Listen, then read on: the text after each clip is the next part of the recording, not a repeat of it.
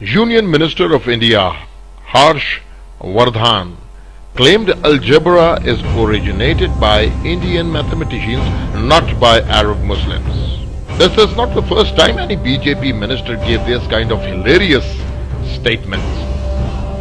Last year, Narendra Modi, unfortunately for India, its Prime Minister, claimed plastic surgery is also a discovery of ancient Hindus, because fixing of elephant head on Ganesh is a clear proof of their surgery skills. Wow! Maybe one day world will come to know that Darwin's theory of origin of species was also a result of immaculate plastic surgery of a human with a monkey's tail.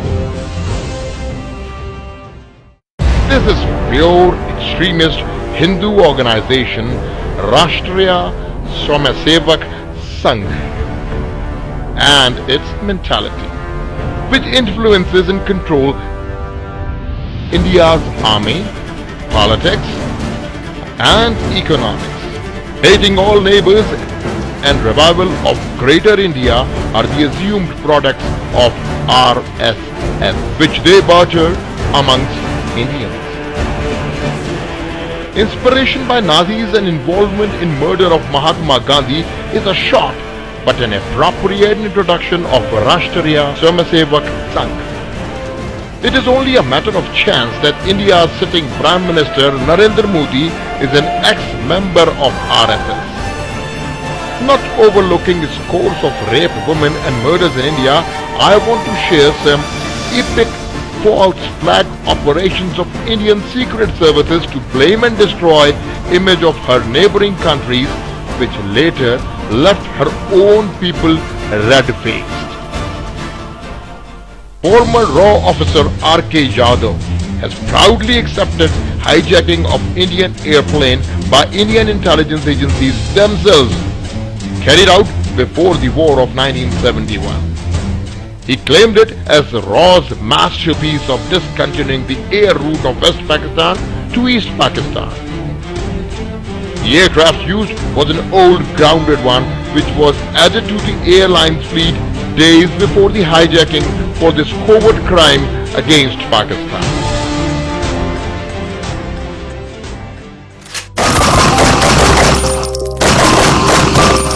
Chitti Singapura massacre in Kashmir, 20th March 2000.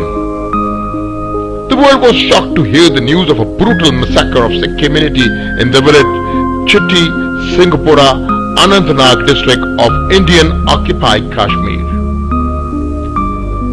It was not a coincidence that the very next day American President Bill Clinton was due to visit India. After this sad incident, Indian media started bashing Pakistan, and without any investigation, India declared Pakistan as responsible of the terror incident. On the contrary, a joint investigation team from India thoroughly investigated the case and said it was entirely an insider's job. The killers were shouting Jai Mata Di and Jai Hind. It is imperative to make a mention here that one of the observations of the investigation report tabulated that Pakistan had nothing to gain if it carried out this incident. The only beneficiary of the incident was no one but the Indian government. On 26/11/2011, Mumbai was under attack by a coordinated series of bombing and shooting. Living up to their reputation, Indian media started blaming Pakistan within minutes of attack.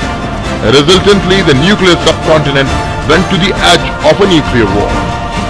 The objective was achieved by India, indeed, in creating a replica of 9/11.